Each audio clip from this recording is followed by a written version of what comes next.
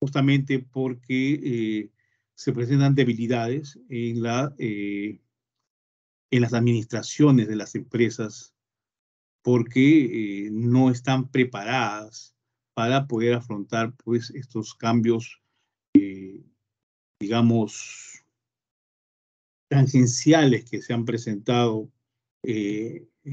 con respecto al avance tecnológico, ¿no? Hay un desfase entre la tecnología, pues, y las ciencias que no están, digamos, relacionadas directamente con la tecnología, la información y la comunicación, ¿no? Y justamente en estos 2 últimos años ha ocurrido, pues, o se ha visto con mayor énfasis este hecho, ¿no?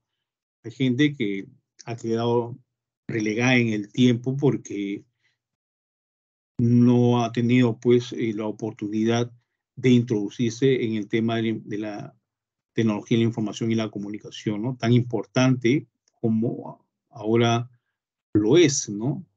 Imagínense si los profesores de la universidad no estuviéramos actualizados con, por ejemplo, la forma de dictar clases en forma virtual, ¿no? Sería imposible que hubiéramos podido avanzar, ¿no? Hay mucha gente que ha tenido que dar un paso al costado porque eh, la tecnología le ganó, ¿no? De ahí sale pues ese dicho, ¿no? Especie que no evoluciona se extingue. Bien, vamos a conectar nuevamente la diapositiva, ¿no?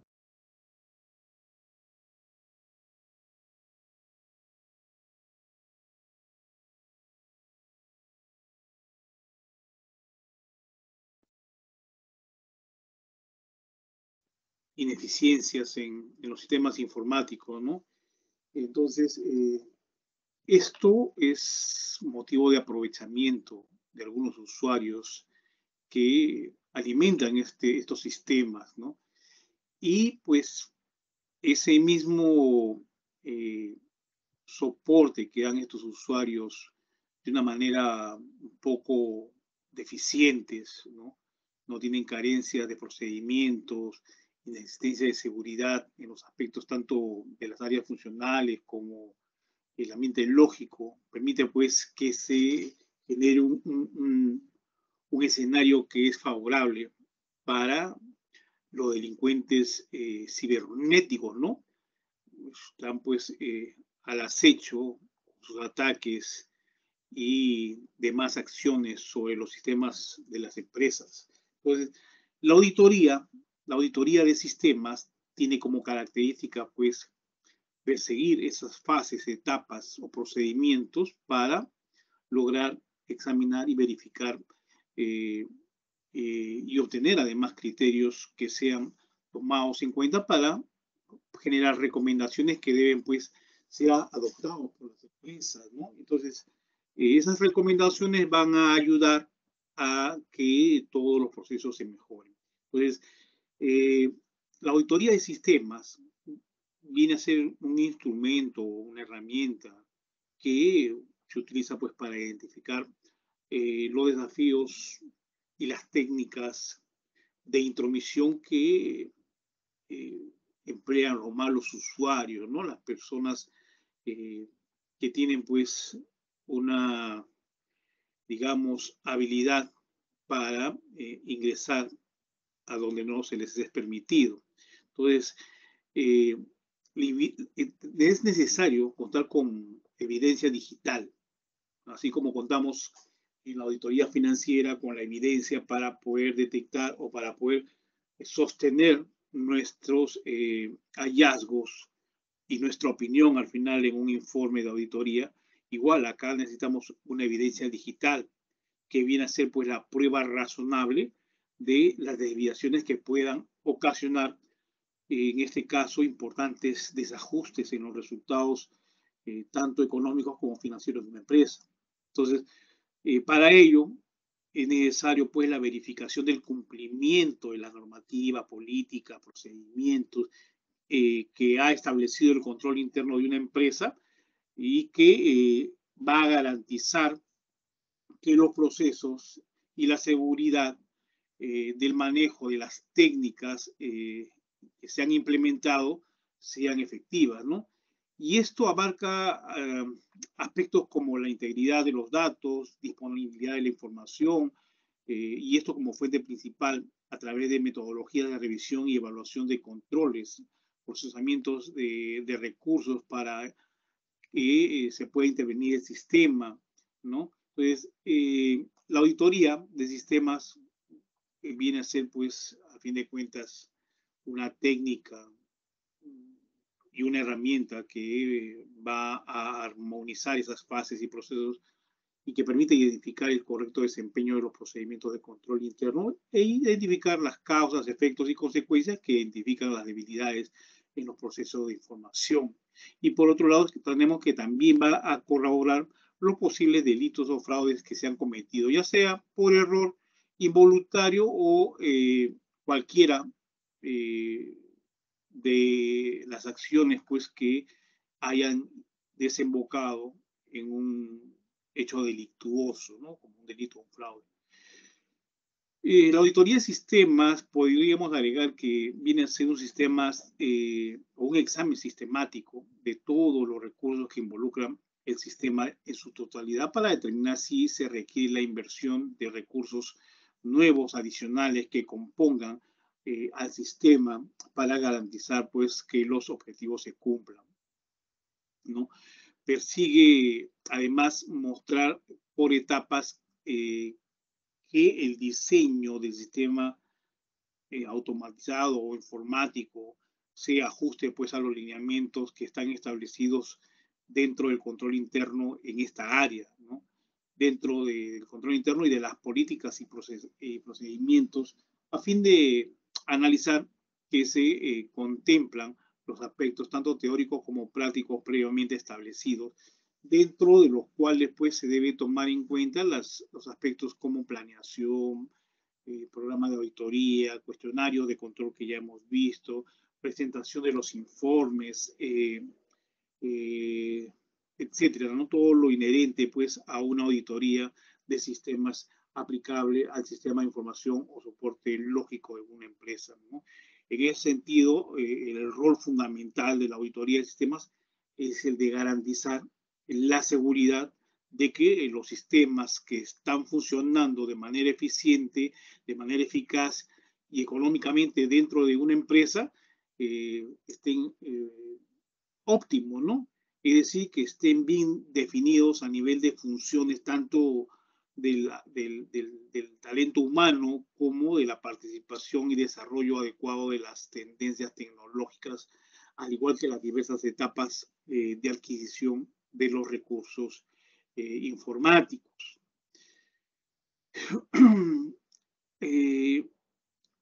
Además, podríamos nosotros agregar que uno de los campos, por no decir el de mayor aplicación, donde últimamente se han buscado con más interés la aplicación de las técnicas de muestreo estadístico, es decir, la auditoría de una manera profesional. En efecto, en este ámbito de actividades se presentan pues situaciones cuyas condiciones indican una perfecta educación para el empleo de del muestreo estadístico, como una masividad, o sea, la existencia de numerosas partidas que deben sujetarse a un examen, ¿no? En este campo de la auditoría, el procedimiento de muestreo se debe utilizar en diversas disciplinas, eh, por un lado técnicas y científicas tales como estimar una población de la cual nosotros vamos a tomar la muestra, investigaciones de mercado, operaciones de opinión pública, control de calidad de artículos que salen de un proceso industrial, inspección de las cantidades de productos entregados por los proveedores, encuestas, políticas, ¿no? Etcétera. Es decir, la auditoría operativa, la auditoría de sistemas, visto desde un aspecto profesional, no solo abarca la o la parte contable financiera de una empresa, sino abarca muchas áreas dentro de una organización, ¿no? Bueno, ¿qué más podemos hablar de esto? ¿Qué más le podría mencionar? De que, bueno, nosotros, o en este caso ustedes, que están en este curso de auditoría de sistemas contables, de repente seguir desde una perspectiva muy avanzada el curso, no lo van a poder entender, ¿no? Porque nosotros somos contadores, y ustedes están formando como para contadores, ¿no es cierto? Entonces, hablar de informática, para muchos de repente se va a escapar la terminología que podamos emplear. Yo voy a bajar a nivel más pequeño para poder, pues, ser accesible a lo que yo les quiero entregar de conocimientos, ¿ya? Entonces, voy a empezar mencionándoles cuáles son las pruebas de auditoría que existen, ¿no? Las más usadas, ¿no? Los tipos de pruebas de auditoría, ¿no? Y eso lo podemos encontrar nosotros en la NIA 500, ¿no? Donde se establece, pues, que la responsabilidad del auditor es diseñar y aplicar procedimientos de auditoría de una forma que le permita, pues, adquirir pruebas suficientes y adecuadas para su trabajo de auditoría, ¿no? Y de esa forma poder llegar a conclusiones razonables en las que, pues, va a basar su opinión. Entonces, las pruebas de auditoría consisten en registros contables que están relacionados con los estados financieros, ¿no? Y otra información que los auditores recopilan y que pueden contener documentos como la circularización que se obtienen de terceros, la recopilación y evaluación objetiva de pruebas de auditoría requiere que el auditor considere dos aspectos fundamentales, ¿no? Que son la suficiencia y la adecuación. Y ambas son características de una información de auditoría fiable, ¿no? La suficiencia y la adecuación. Entonces, lo que yo le estoy mencionando es desde la perspectiva de una auditoría financiera, ¿no? Al final de la sesión o a la mitad de la sesión voy a introducirme en lo que es la auditoría de sistemas informáticos contables y las pruebas sustantivas que se emplean en la auditoría de los sistemas informáticos contables, ¿no? Pero para poder entender eso tenemos que hablar, pues, de las pruebas de auditoría que nosotros los contadores reconocemos y empleamos, ¿no? Entonces, esas pruebas de auditoría, o perdón, esos tipos de pruebas de auditoría, hay mucha, digamos, incongruencia o falta de definición por parte de los profesionales, porque algunos mencionan que son 8, otros dicen que son 6, ¿no? Pero yo voy a hablar de las pruebas que existen y ya les tocará a ustedes definir si las otras dos son o no son pruebas, ¿no? Pero para nuestro curso, estas son las pruebas que yo les voy a mencionar que se aplican en auditoría, ¿no? Y son las siguientes. El primero de ellos viene a ser, pues, el examen físico, ¿no? El examen físico consiste en que los auditores verifiquen físicamente la existencia de diversos activos, ¿no? Y además, por otra parte, los auditores también pueden utilizar el examen físico para verificar el estado o la condición de un activo. Recoger personalmente este tipo de pruebas es necesario por parte de los auditores, ¿no? Y los exámenes físicos son, pues, una de las principales fuentes de pruebas de auditoría para los activos fijos, en este caso, ¿no?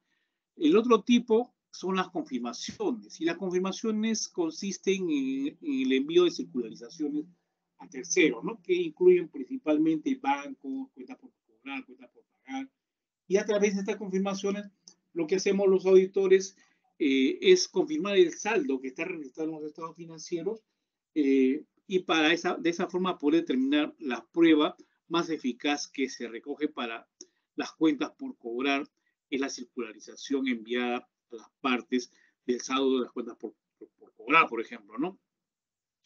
Otro tipo son las pruebas documentales, ¿no? La documentación es parte crucial de cualquier auditoría. La documentación requiere que los auditores reunamos documentos relativos a diferentes aspectos de la auditoría que pueden ser internos o externos, ¿no? Entonces, con esa documentación, las fuentes de prueba de auditoría también son importantes. Los auditores utilizamos diversas técnicas como la comprobación o el rastreo con documentación como parte de un procedimiento de auditoría. Es muy importante estas pruebas documentales para nuestro trabajo de auditoría. El otro tipo viene a ser el de reconocimiento analítico. Entonces, los procedimientos analíticos incluyen la realización de diversos análisis de los estados financieros del cliente para poder identificar cualquier tendencia o discrepancia mediante el análisis de los estados financieros eh, eh, con las técnicas, ¿no?, que conocemos, que son el análisis vertical y horizontal, por ejemplo, ¿no? Nosotros los auditores utilizamos cálculos propios que los determinamos de esa forma, ¿no? La quinta técnica, perdón, el quinto tipo vienen a ser las pruebas orales. Durante el proceso de auditoría, nosotros los auditores podemos encontrarnos con diversos elementos en los que se necesita comprender el proceso para poder diseñar procedimientos de auditoría, ¿no? Es en ese momento donde entran a tallar pues las indagaciones, ¿no? Las consultas, las preguntas que nos van a ayudar, ¿no? Entonces, nosotros podemos pues preguntar a la dirección, ¿no?, a la alta dirección de la empresa, al directorio, quien funja de administrador de la empresa, sobre diversos aspectos de sus operaciones o procesos para obtener pruebas. Sin embargo, las indagaciones pueden no considerarse en forma sólida de evidencia de auditoría, ¿no? Porque, como dice, pues hay mucha diferencia entre lo que se dice y lo que es realmente, ¿no? Entonces, eso no constituye una prueba fehaciente realmente, ¿no? Pero más que todo se puede aplicar para poder comprender algunos aspectos de las operaciones o procesos de la empresa. El otro tipo vienen a ser los sistemas contables, ¿no? El sistema contable que emplea la empresa es una fuente de información y un tipo de pruebas de auditoría para nosotros a través pues, del sistema contable de la empresa, ¿no? Nosotros los auditores podemos obtener toda la información relacionada con los estados financieros de esa fuente, del sistema contable, ¿no? Y asimismo también podemos ayudar a otros auditores a reunir otros tipos de pruebas en auditoría, ¿no? O sea que nosotros hacemos un trabajo en conjunto, ¿no? Bueno, ¿qué más tenemos, no? La repercusión. La repercusión viene a ser el proceso por el cual los auditores vuelven a realizar varios procesos de control interno para comprobar si hay deficiencias entre los ejemplos de repercusión. Se incluyen pues las conciliaciones bancarias o las cuentas o de cuentas por cobrar o por pagar para evaluar los controles internos que cuenta la empresa. La octava prueba viene a ser la prueba de observación, ¿no? Y como lo dije en la sesión pasada, es una de las más antiguas y las más utilizadas, no solo en contabilidad, sino por todas las ciencias, ¿no? Nosotros los contadores, mediante esta prueba, podemos obtener mucha información, ¿no? Los auditores visualizamos diferentes aspectos de las operaciones o procesos de la empresa. Bien, esos son los principales tipos de pruebas de auditoría, ¿no? Y veamos ahora la calidad de las pruebas de auditoría, ¿no? Estas pruebas que yo les he mencionado, ¿no? Tienen cierto nivel, pues, de calidad, ¿no? Entonces, esa calidad va a definir, pues, su peso con respecto a la credibilidad, a la fiabilidad, ¿no? La fiabilidad justamente de las pruebas de auditoría suelen pues estar influidas por la fuente y la naturaleza de la información obtenida, ¿no? Y esto incluye normalmente pues los controles sobre su preparación, así como el mantenimiento de dicha información. Y en el siguiente cuadro que yo les voy a mostrar pues está el grado de fiabilidad con respecto a la fuente de donde se ha obtenido la prueba, ¿no? Y eso va a dar el grado de calidad de la prueba, ¿no? Entonces vamos a empezar con la primera fuente, ¿no? La primera fuente viene a ser exterior, ¿no? Entonces, las pruebas de auditoría que se obtienen de fuentes externas son más fiables que la información obtenida del registro de una empresa, ¿no? Y esto, señores, se debe a que se obtiene de una fuente independiente, ¿no? Es que no tiene ninguna relación con la empresa, ningún vínculo más que el comercial de repente, ¿no? Como máximo, ¿no? Pero, ¿qué podría, pues, por qué podría interesarle a la fuente decir algo a favor de la empresa, ¿no? Algo que esté confabulado, ¿no? Y la otra fuente viene a ser el auditor. Entonces, las pruebas de auditoría que se obtienen directamente por el auditor son más fiables que las recibidas indirectamente o por cualquier otro medio, ¿no? Otra fuente viene a ser, a la entidad, ¿no? Las pruebas de auditoría que son obtenidas del registro o de los registros de la empresa son más fiables cuando los controles internos o el sistema de control interno de la empresa son funcionales y operan con eficacia, ¿ya? En ese caso son fiables. Las fuentes escritas, ¿no? Las pruebas de auditoría escritas, como por ejemplo a partir de documentos o cualquier representación escrita, suelen ser más fiables que cualquier representación oral. Y por último tenemos las fuentes originales, ¿no? Y esto quiere decir que los documentos originales son más fiables que los documentos fotocopiados, ¿no? Dado pues que los documentos fotocopiados pueden ser fácilmente alterados por el auditado, ¿no? Bueno, me acordé de una película, no me acuerdo si era mejor Llamen a Saúl o Breaking Bad, donde justamente alteran unas fotocopias para ganar un juicio, ¿no? Bueno.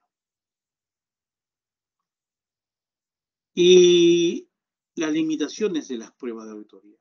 Como quiera que fuese, pues las limitaciones van a estar en función a que no podemos dar fe total de la veracidad de las pruebas, siempre y cuando estas pues van a estar en función de la procedencia y de la calidad, ¿no? Pero cuando nosotros, los auditores, nos vemos de frente a una situación en que no podemos definir si una prueba es real o es falsa, lo único que nos queda pues es el juicio profesional, ¿no? Y eso va a definir pues la veracidad de una prueba. Bien, ahora vamos a ver las pruebas según la clase de auditoría, ¿no? Hace un momento vimos los tipos de pruebas, ¿no? Esos tipos de prueba pueden estar dentro de esta clasificación según la clase de auditoría, ¿no? De cumplimiento, selectivo y sustantivas. A nosotros nos han encargado que hablemos de las sustantivas, pero para poder hablar de ello tenemos que hacer referencia a lo demás, ¿no? Entonces, las pruebas de auditoría, las pruebas de auditoría según la clase de auditoría, ¿no?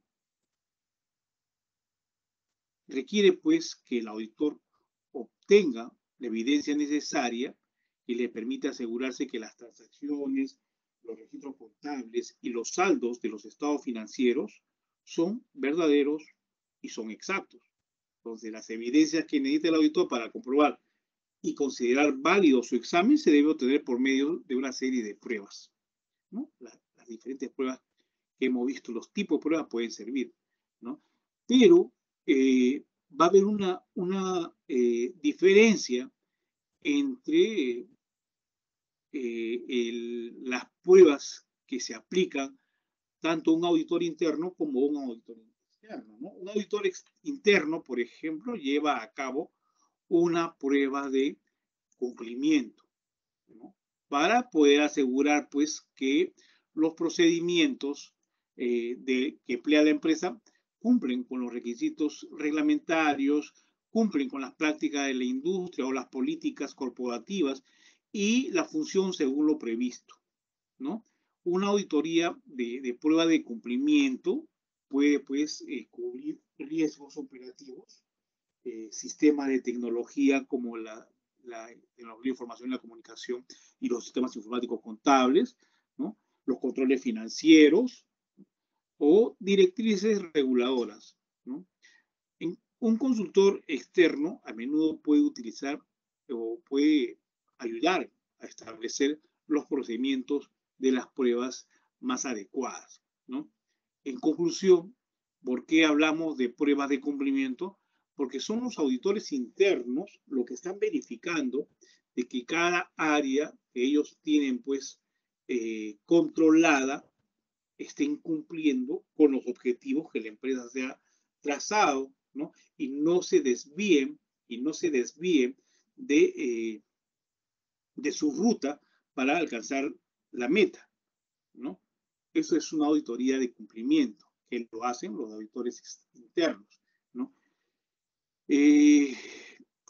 Mientras que las pruebas sustantivas, ¿no? Estas de acá, las pruebas sustantivas tienen como objeto obtener evidencia que están relacionados con la existencia, ¿no? Con la integridad, con la propiedad, la evaluación y la presentación de la información auditada. Entonces, la característica principal de las pruebas sustantivas es que la misma está diseñada para llegar a una conclusión con respecto a un saldo de una cuenta, ¿no? Sin importar los controles internos, ¿no? Sobre los flujos de transacciones que se reflejan en el saldo. Entonces, las pruebas sustantivas incluyen técnicas tales como la confirmación, la observación física, el cálculo, las reflexiones, la investigación, etcétera, ¿no? Y por último tenemos otro tipo de pruebas que son las selectivas o selectivo o muestreo también conocido, que viene a ser un procedimiento que sirve para derivar conclusiones sobre las características de un grupo numeroso de partidas mediante el examen de un grupo parcial de ellas, ¿no? En otras palabras, viene a ser un procedimiento que sirve para poder tomar una pequeña porción de un todo, ¿no? Entonces, en ese sentido, pues, lo usan tanto los auditores internos con su auditoría de cumplimiento o su prueba de cumplimiento, ¿no? Si es muy amplio el universo que ellos tienen que controlar, me estoy refiriendo a la auditoría, al control interno, es muy amplio el universo que tienen que controlar, toman una muestra, ¿no? Es decir, hacen un muestreo, una prueba selectiva, ¿no? Para ver si es que se está, pues, cumpliendo con lo estipulado dentro de las normas que han dispuesto el control interno, ¿no? Y también por el otro lado tenemos el uso de las pruebas sustantivas selectivas, ¿no? Por parte de los auditores externos. También, si el universo es muy amplio, lo que ellos tienen que auditar, que tienen que investigar, pues del universo toman una muestra, ¿no? Por eso que lo he puesto entre los dos, ¿no? Entonces, de eso se trata, ¿no? De tomar una pequeña porción de un todo, ¿no? Bueno, ¿qué más les puedo decir? el grupo de partidas cuyas características se desean conocer, o sea, el todo, se le conoce como el universo, ¿no? Cuando ustedes hagan su plan de su tesis o empiezan con su plan también de tesis, van a tomar muestras, ¿no? Para ver si es que su hipótesis funciona, ¿no? Es apropiada, ¿no? Y para ello, para demostrar su hipótesis, pues van a tener que tomar un universo. Pero como el universo es muy grande, van a tener que tomar una muestra. Ya lo van a ver más adelante cuando lleguen a tesis, ¿no? Entonces, eso es el universo, ¿no? Y el grupo de partidas que son la más pequeña viene a ser la muestra, ¿no? El universo del todo y la muestra, pues, la parte más pequeña de ese universo, ¿no? El uso del muestreo bajo el nombre específico de pruebas selectivas ha sido general y, pues, antiguo en la auditoría, en la práctica de la auditoría, ¿ya? Desde siempre se ha utilizado. Bueno, veamos ahora las pruebas selectivas. Las pruebas selectivas, ¿no? En lo que les he mostrado acá, las pruebas de cumplimiento, y vamos a ver las pruebas selectivas. Nosotros, en nuestro tema de hoy día, son las pruebas sustantivas, pero para llegar ahí, pues tenemos que hablar de las pruebas selectivas, ¿no? Y una prueba selectiva o muestreo, como les mencioné hace un momento, viene a ser un procedimiento que sirve para derivar conclusiones de las características de un grupo, ¿no? De un todo, adquiero las características del todo, ¿no? Mediante, pues, el examen de un pequeño grupo, ¿no? De una muestra. De eso se trata, ¿no? Entonces, en un principio, las labores profesionales de auditoría eran, en su mayor parte, exámenes bastante agotadores, ¿no? Exhaustivos de las operaciones y registros de una empresa, tendientes, pues, a corregir y modificar los defectos de métodos eficientes de contabilidad y control interno. Sin embargo, con la transcurrir del tiempo, pues, esto evolucionó y con el avance de los métodos de contabilidad y de control interno, los auditores fueron entendiendo lo impráctico que esto resultaba, ¿no?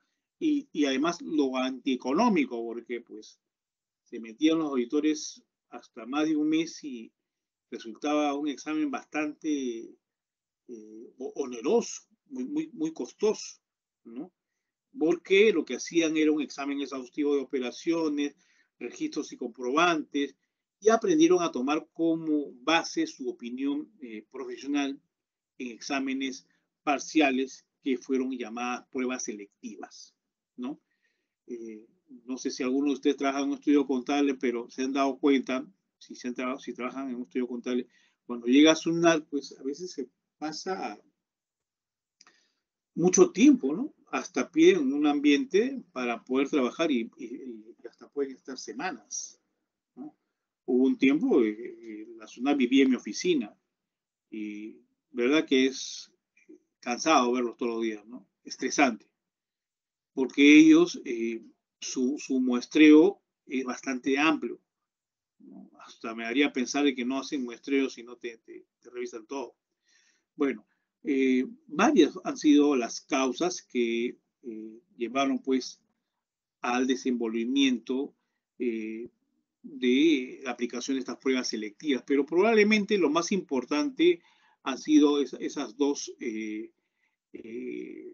digamos, causas que están ahí, ustedes lo pueden ver en su monitor, ¿no es cierto?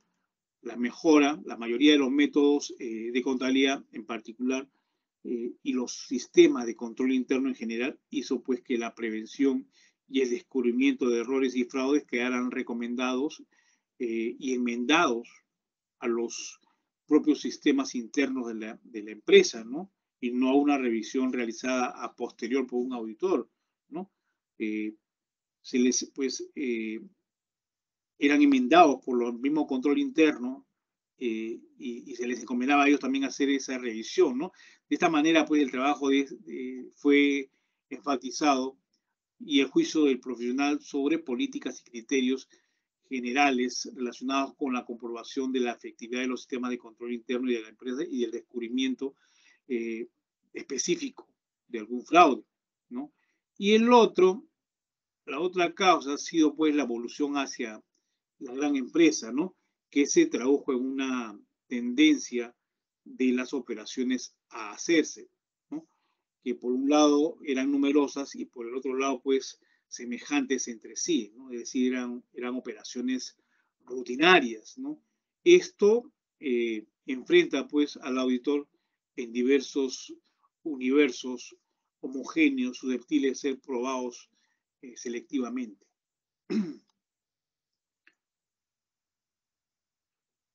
¿Cuál es la ventaja? La ventaja o las ventajas de una prueba selectiva, ¿no? En realidad son tres las ventajas, ¿no? La primera de ellas viene a ser una ventaja económica, ¿no? Y de repente la más importante de la prueba selectiva, ¿no? Porque tiene que ver con el costo, ¿no? Quiere decir que el costo de una revisión está en proporción al número de partidas revisadas y igual de otras circunstancias eh, al volumen de información que maneja o de documentación que maneja, ¿no?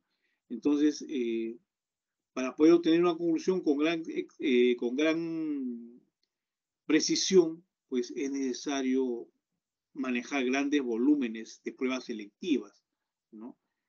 Pero al aplicar esta metodología de la prueba selectiva, lo que se hace pues es reducir ese volumen a algo más pequeño y el costo es menor, ¿no?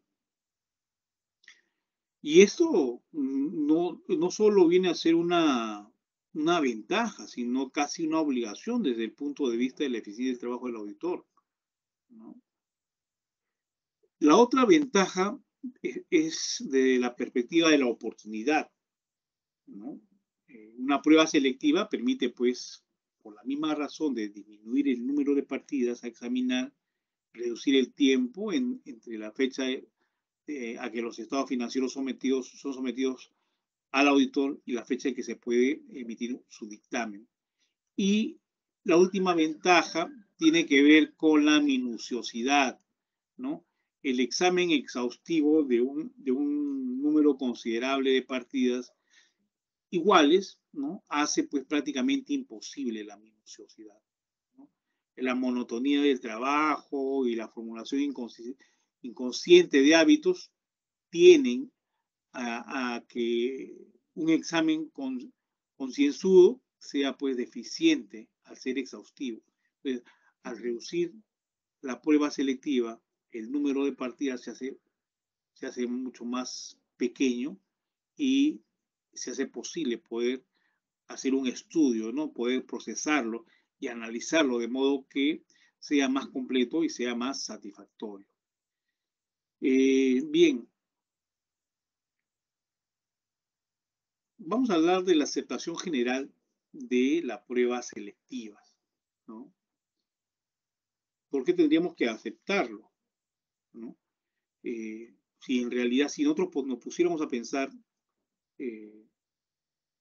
no desde el punto de vista científico, ni desde el punto de vista técnico, sino desde el punto de vista común de la gente que no está inmersa en el mundo empresarial, ¿no? Ni es un empresario, ni es un contador, ni es un administrador, ni es un economista, ¿no?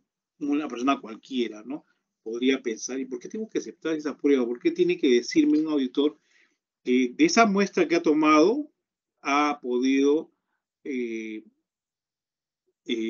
terminar en una opinión, ¿no? Porque tendría que haber analizado todo para que pueda hacer su opinión, ¿no? Entonces, ¿por qué se tiene que aceptar esa prueba selectiva, esa muestra, y no el universo, ¿no? Entonces, la cantidad y la clase de evidencia comprobatoria requerida para apoyar una opinión fundamentada son pues asuntos que el auditor debe determinar en el ejercicio de su juicio profesional. Después de un cuidadoso estudio de las circunstancias de cada caso en particular, va a tener que emitir su opinión. Entonces, al tomar estas decisiones, debe considerar pues la naturaleza de cada partida sujeta al examen, la importancia de los posibles errores, irregularidades, el grado de riesgo implicado, el cual depende de la suficiencia del control interno, ¿no?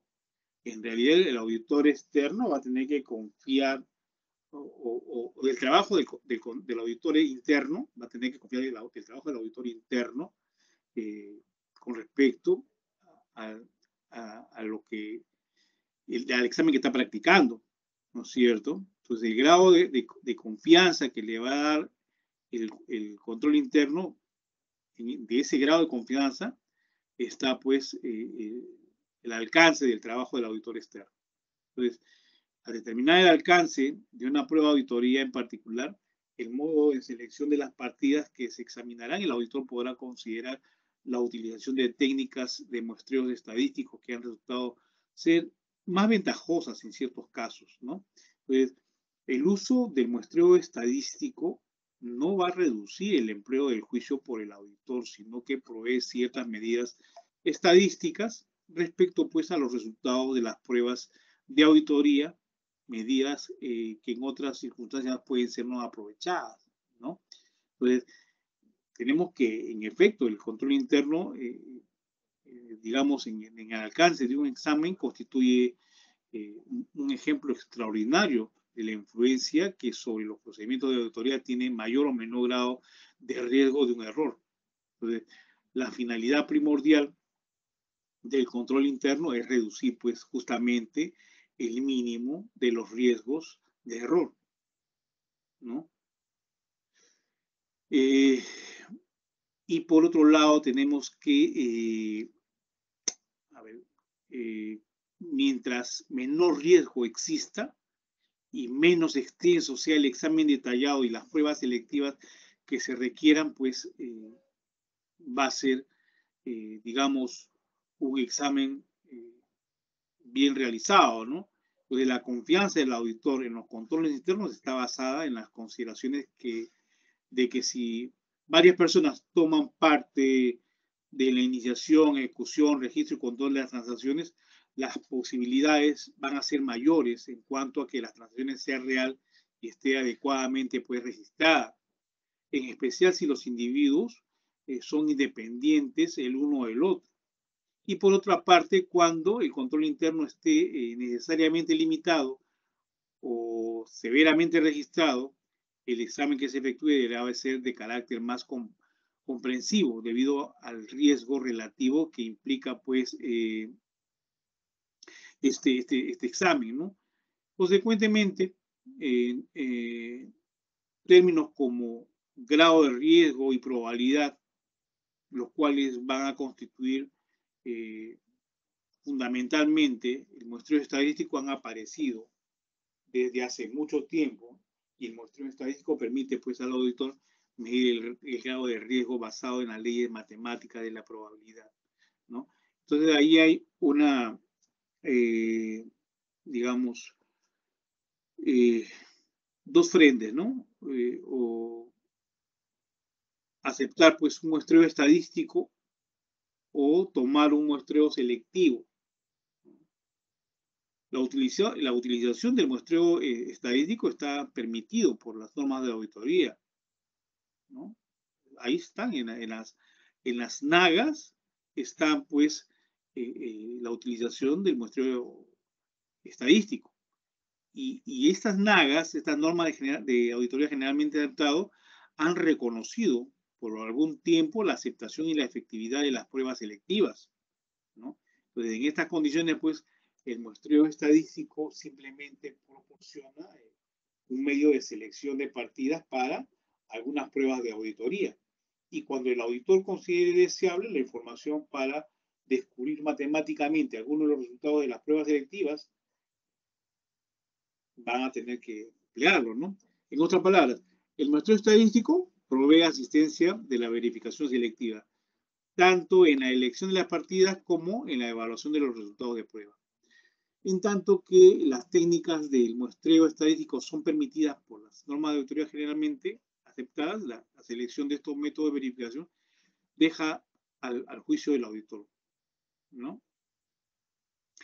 Al poner en práctica esta selección, el auditor necesita estudiar suficientemente el muestreo estadístico de manera que pueda, pues, reconocer las áreas en las que esta técnica mejorará sus procedimientos de auditoría y logrará economía al mismo tiempo. Recursos económicos y recursos humanos conservados. Sin embargo, el usual grado de seguridad, pues, siempre va a estar en juego, ¿no? Medición estadística en auditoría utiliza tipos o planes de muestreo estadístico, pero es necesario tener en cuenta que independientemente del muestreo que se elija, se debe determinar previamente 4 aspectos, ¿no? El primero de ellos es el nivel satisfactorio de calidad para los datos objeto de la revisión, las fuentes que hemos visto y la calidad, ¿no es cierto? El porcentaje permitido de nivel de riesgo de rechazar un universo o población, ¿no? El nivel adecuado de los datos examinados y por último el porcentaje de contingencia de aceptar el universo. Entonces, para que nosotros podamos emplear pues este método estadístico, la medición estadística requiere que nuestro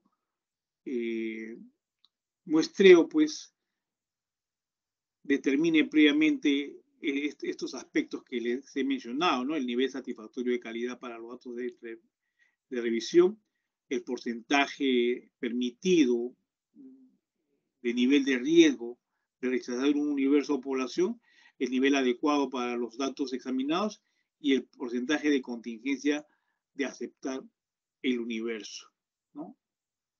Esos 4 aspectos tenemos que determinarlo previamente.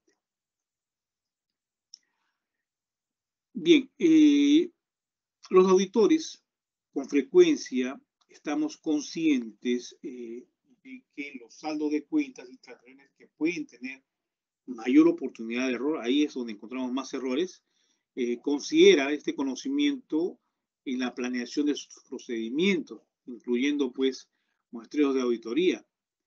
Normalmente nosotros no tendríamos el conocimiento especial, me refiero a nosotros los auditores, ¿no?, sobre otros saldos de cuentas y transacciones que, en nuestra opinión, requerirían pues ser probadas para cumplir los objetivos de la auditoría, ¿no?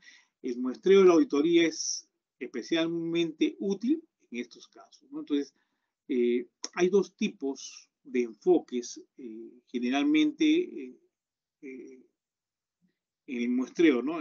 El estadístico y el no estadístico, ¿no? Ya les hablé del estadístico. Entonces, ambos enfoques, no, el no estadístico es lo contrario al estadístico, ¿no? Pero ambos enfoques requieren pues que nosotros, los auditores, hagamos uso de un criterio, de nuestro criterio profesional en la planeación, en la elaboración y en la evaluación de una muestra para poder relacionar la evidencia comprobatoria producida por la muestra que hemos tomado con otra evidencia comprobatoria que llega pues a una conclusión acerca de que corresponden los saldos a una determinada cuenta o clase de transacciones, ¿no? Pero aparte de este muestreo estadístico y no estadístico, hay una tercera norma con respecto a la ejecución del trabajo, ¿no? Y es que establece pues que la evidencia comprobatoria y suficiente, y competente además, debe obtenerse a través de inspecciones, observación, indagación y confirmación para poder tener una base razonable y así poder examinar una opinión respecto a los estados financieros que se están examinando, pero ambos enfoques en la muestra de auditoría, si se aplican apropiadamente, puede ser, pues, o pueden brindar información suficiente evidencia suficiente y comprobatoria, ¿no? Entonces, la suficiencia de la evidencia comprobatoria está relacionada entre dos factores, ¿no? Con el diseño y con el tamaño de una muestra de auditoría. El tamaño de la muestra necesaria para poder proporcionar suficiente evidencia comprobatoria va a depender tanto de los objetivos como de lo efectivo de la muestra. Para un objetivo determinado, el diseño de una muestra se relaciona con la efectividad, que ésta sea una muestra y es más efectiva que otras si puede lograr los mismos objetivos con tamaños de muestra más pequeños, ¿no? Entonces, no necesariamente pues el tamaño de la muestra va a definir la efectividad, ¿no? Se pueden lograr, como le estoy mencionando, pues objetivos con muestras más pequeñas, ¿no? En general, el diseño cuidadoso puede producir pues muestras más efectivas, ¿no? Es decir, depende pues del diseño que nosotros hagamos, ¿no? Bien. Ahora sí, vamos a hablar de la auditoría a sistemas computarizados, informáticos computarizados, ¿no? Y vamos a hablar de las pruebas sustantivas, ¿no? Actualmente las operaciones contables están pues apoyadas mediante sistemas informáticos, ¿no? ¿Quién no sabe ahora manejar un Syscon o un Concard o un Visicon o un QuickBook, lo que sea, ¿no? Cualquier sistema informático. Total, todos tienen el mismo principio, ¿no? Eso nosotros lo conocemos pues como tecnología de la información y la comunicación, ¿no? Y esto surge de la necesidad de incorporar pues, surge la necesidad de incorporar auditorías contables, ¿no? A estos sistemas. Un auditor informático pues es una persona que, aparte de conocer la parte financiera y contable y sus movimientos, ¿no? Conoce temas informáticos, conoce tecnologías, ¿no? Hay programas de auditoría. Entonces, la esencia del auditor informático en la auditoría a sistemas informáticos va a auxiliarse de programas de auditoría para poder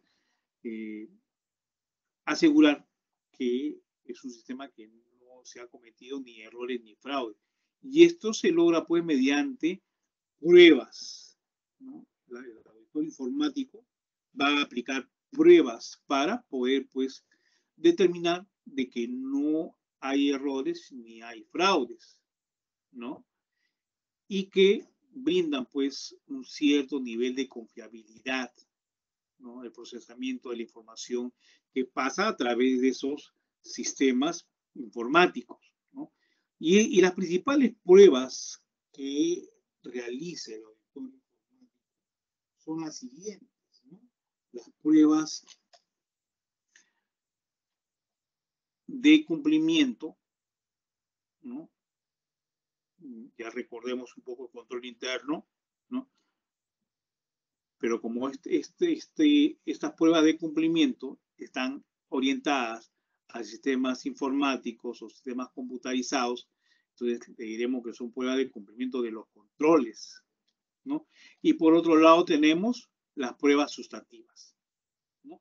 Y de lo que vamos a hablar, lo que queda de esta sesión de clase.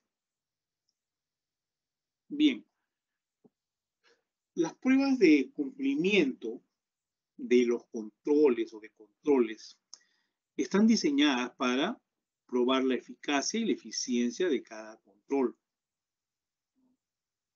Imaginémonos pues el control interno aplicando sus planes de auditoría interna al área de informática, de tecnología de información, que es el cerebro de toda la empresa, donde se guarda toda la información en su maestro, ¿no? En lo que se llama el área maestro del sistema, ¿no? Y para que esa área funcione bien, pues tendrá que hacer su cuestionario de control interno, ¿no? Del cumplimiento de todo lo estipulado para esa área, ¿no? Que va a servir para poder comprobar la eficacia y la eficiencia de esa área, ¿no? Entonces, esos objetivos, ¿no? Que tiene pues el control interno están descritos en la documentación de usuario del sistema, ¿no? Un sistema de informática tiene pues su documentación de usuarios, ¿no? Generalmente son manuales, ¿no? Donde verdaderamente se usan y funcionan efectivamente todo lo estipulado en esa área, ¿no? El auditor informático deberá pues utilizar datos de prueba, ¿no? Tendrá que utilizar datos de prueba, ya sean reales o ficticios, controlados por el auditor, que produzcan en los programas efectos previstos, ¿no? Es decir, vamos a imaginar, ¿no? De que el auditor va a aplicar pues información o va a ingresar información irreal para ver el efecto, ¿no? Si funciona o no funciona el programa de la manera que está prevista, ¿no?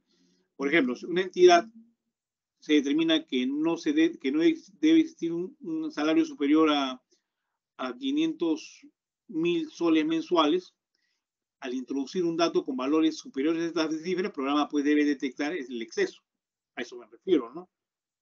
Mediante al ingreso de una información irreal, ficticia, va a saltar el software, ¿no? Va a determinar de que está equivocado, ¿no?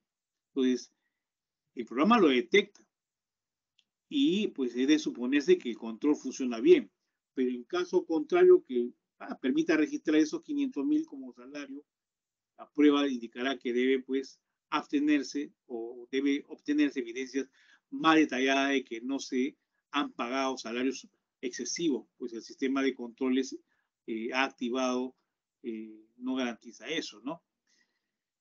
Bien, entonces vamos a ver que, ahora sí vamos a ver esto, ¿no? ¿Qué es lo que hay que hacer para poder realizar estas pruebas, ¿no? Y la primera prueba sería pues analizar los programas que se están utilizando para poder evaluar las rutinas de validación y controles existentes. Y esto implica pues leer los listados, las fuentes originales o realizar una labor de descompilación, ¿no? Es decir, de ingeniería inversa, ¿no? De los programas que están corriendo, ¿no? Y esta variante implica tener el programa pues adecuado. Hay programas que hacen ese trabajo, ¿no? Y en ambos casos el auditor precisa contar conocimientos de programación. Yo no soy programador, pero entiendo el lenguaje de lo que están hablando, ¿no es cierto? La otra prueba viene a ser realizar una simulación paralela mediante un sistema de prueba análogo en su funcionamiento, algo similar, parecido, que el sistema que se audita, donde se corren pues, los sistemas de datos de entrada y se emplean las mismas bases de datos. Si los resultados son similares a lo que el sistema está auditando, es de suponer que el programa trabaja adecuadamente, ¿no? Y por último tenemos la combinación de ambos, ¿no? La combinación de los anteriores, ¿no? Si la prueba de control mediante los datos o mediante la revisión de los programas es satisfactoria, el auditor informático pues obtendrá un alto grado de certeza de que los controles funcionan de una manera adecuada, ¿no? De lo contrario, precisará que se haga o que se hagan investigaciones adicionales, ¿no?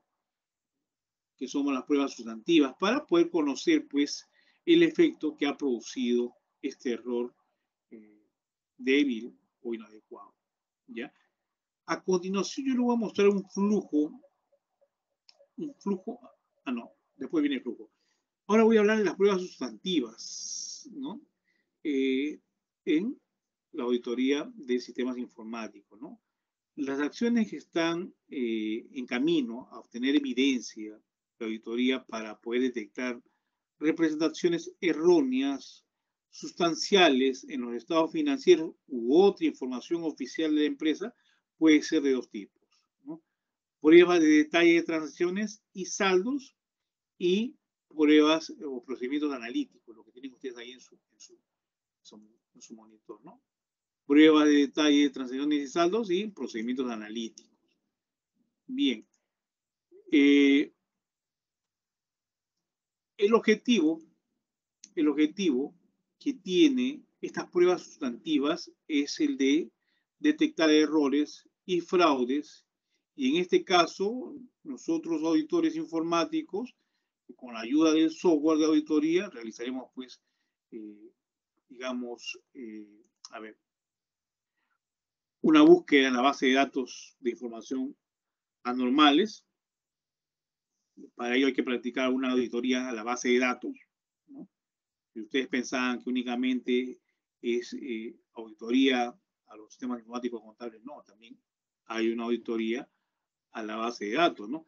Y ver ahí, pues, si existen en los archivos de las bases de datos información no correcta, ¿no?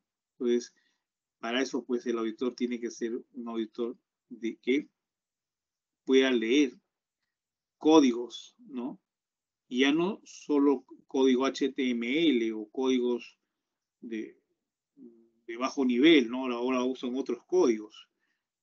Yo no podría ser auditor de programación porque no conozco, ¿no?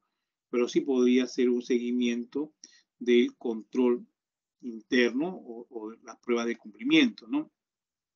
Entonces, ingresando pues a la base de datos, determinarán pues si hay información no correcta, si el sistema no es fiable, ¿no? Y tomará muestras pues de las mismas que pueden ser transacciones que faltan, precios, salarios muy elevados, muy bajos, transacciones que se repiten anormalmente, etcétera, ¿no? El siguiente viene a ser análisis de las informaciones que entran al sistema informático, ¿no? Eso es una auditoría a las entradas, tratando pues de encontrar qué transacciones de las que entraron al sistema están incompletas, ¿no? Presentan errores, no han sido autorizadas, han sido modificadas sin autorización, etcétera, ¿no? Otra prueba sustantiva son el análisis de las informaciones de salida, ¿no? Donde se va a buscar detectar información de resultados erróneos, ¿no? Entregas incorrectas de información a usuarios, datos de salida alterados, etcétera, ¿no? Y por último tenemos pues un análisis de las transacciones, rastreos o seguimiento de transacciones, ¿no? Y esto implica pues que se realicen búsquedas en los ficheros tanto de transacciones como de entradas, como generadas automáticamente por el sistema para detectar alteraciones indebidas dentro del sistema, ¿no? Repeticiones anormales, entre otras cosas. Bien, como ustedes pueden ver, ustedes estarán pensando, ¿no? ¿Yo voy a hacer todo eso? No, para eso nosotros los contadores nos valemos de otros profesionales que trabajan con nosotros, ¿no? Hasta donde nuestro conocimiento contable lo permite, o nuestro conocimiento de auditores lo permite, podemos llegar. Donde ya no podemos llegar, pues tendremos que recurrir a otro profesional que nos acompañe en la auditoría para poder hacer esos análisis, ¿no? Ahora sí les voy a mostrar el flujograma, ¿no? Existe pues una amplia variedad de paquetes, de programas de contabilidad, de auditoría, ¿no? Que justamente van a servir como un medio de apoyo al auditor en la realización de las pruebas sustanciales y la verificación de las operaciones, ¿no? En este gráfico ustedes pueden apreciar pues que todo se inicia desde el maestro, ¿no? Archivo de datos, ¿no? Y es del maestro de datos o del archivo de datos donde se recoge la información para la aplicación del programa, ¿no? Entonces, esa información pasa a un sistema de migración de información de datos y va a los procesos del sistema de auditoría, a la salida del sistema de auditoría, y va a arrojar un análisis que nos va a permitir hacer un informe, ¿no? Eso lo hace un programa computarizado para auditoría, ¿no? Las técnicas de auditoría asistidas por computadoras, que se conocen como las TAAC, técnicas de auditoría asistidas por computadoras, constituyen una de las herramientas básicas del auditor, ¿no?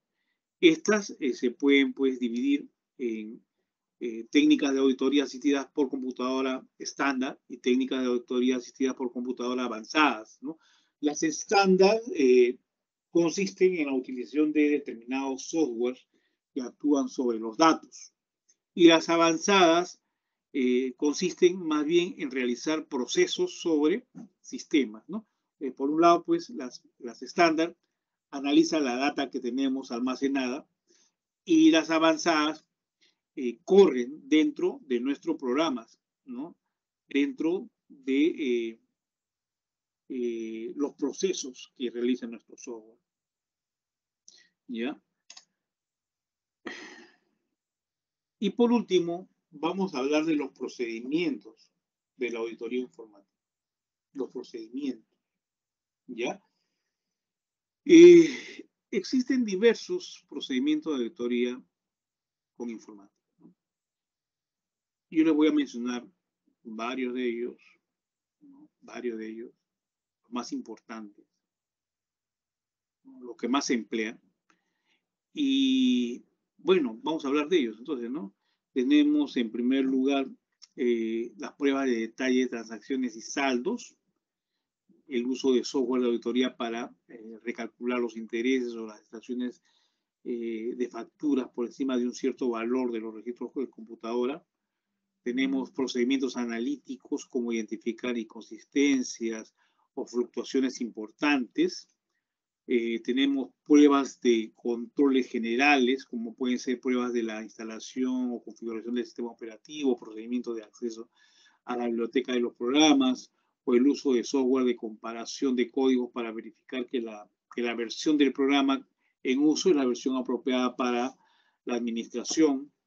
Tenemos muestreo de programas para extraer datos para pruebas de auditoría. Tenemos pruebas de controles de aplicación, como son las pruebas de funcionamiento de un control programado. Tenemos rehacer cálculos realizados por los sistemas de contabilidad de la entidad. Tenemos selección e impresión de muestras de auditoría sobre bases estadísticas o no estadísticas, que ya les hablé, ¿no?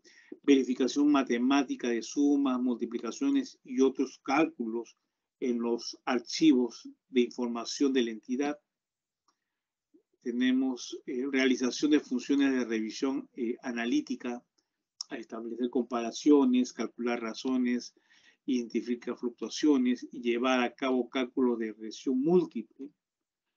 Tenemos manipulación de la información al calcular subtotales, sumar, clasificar información, volver a ordenar en serie de información, entre otras cosas.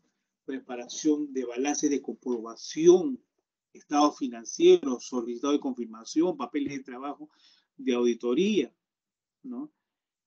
¿Qué más? Exámenes de registros de acuerdo con criterios especificados, como pueden ser la verificación de créditos excedidos, cantidades negativas y operaciones en exceso de importantes especificaciones.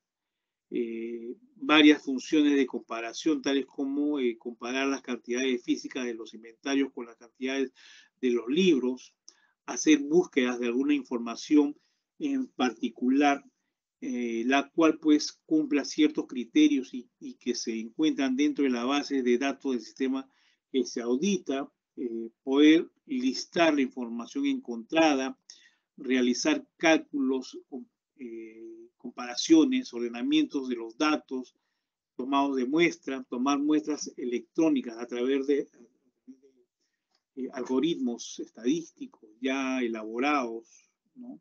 Macros, generar listados con formatos determinados donde se pueden ver de una manera mucho mejor los resultados,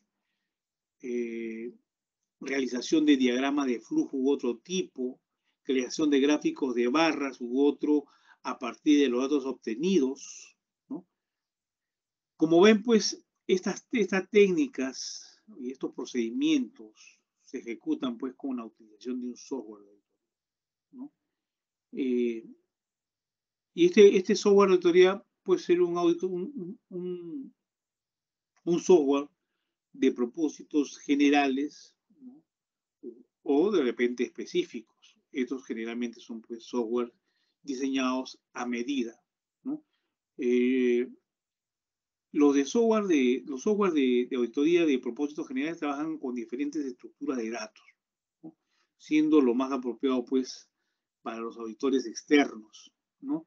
Mientras que los softwares de propósitos específicos se utilizan sobre la estructura de base de datos determinados, y estos son más apropiados para los auditores internos, ¿no?